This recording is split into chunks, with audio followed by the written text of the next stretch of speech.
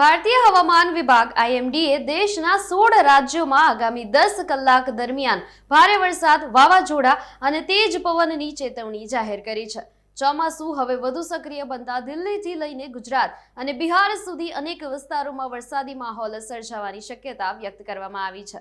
નમસ્કાર, હું છું અંજલિ રાવલ અને તમે જોઈ રહ્યા છો ન્યૂ ભારત ન્યૂઝ. દેશ સહિત સમગ્ર ગુજરાતમાં ચોમાસાની વિધિવત એન્ટ્રી બાદ હવે મેઘરાજા આગામી દિવસોમાં રૌદ્ર સ્વરૂપ ધારણ કરે તેવી સંભાવના સેવાઈ રહી છે. ભારતીય હવામાન વિભાગ દ્વારા જાહેર કરવામાં આવેલા બુલેટિન અનુસાર દેશના વિવિધ રાજ્યો સહિત ગુજરાતમાં પણ આગામી દિવસોમાં ભારેથી અતિભારે વરસાદ પડવાની પ્રબળ શક્યતા છે. ખાસ કરીને ચોમાસુ સિસ્ટમ વધુ સક્રિય થવાના કારણે જૂન મહિનાના અંત સુધીમાં રાજ્યના મોટાભાગના વિસ્તારો પાણી થઈ જશે તેવી આગાહી કરવામાં આવી છે. ભારતીય હવામાન વિભાગ દ્વારા સમગ્ર દેશ સહિત ગુજરાત માટે પણ આગામી દિવસોમાં ભારે વરસાદની સત્તાવાર આગાહી કરવામાં આવી છે.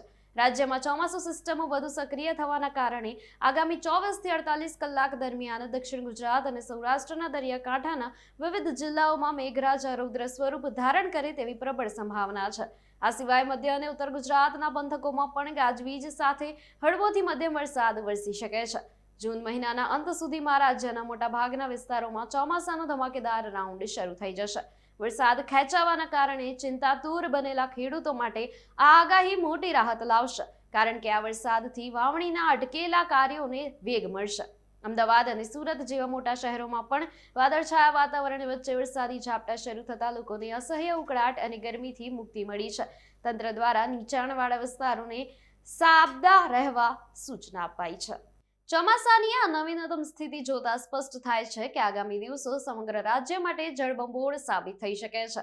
હવામાન વિભાગની આ કડક ચેતવણીને પગલે દરિયાકાંઠાના વિસ્તારો અને નીચાણવાળા પ્રદેશોના વહીવટીતંત્રને એલર્ટ મોડ પર મૂકી દેવામાં આવ્યું છે.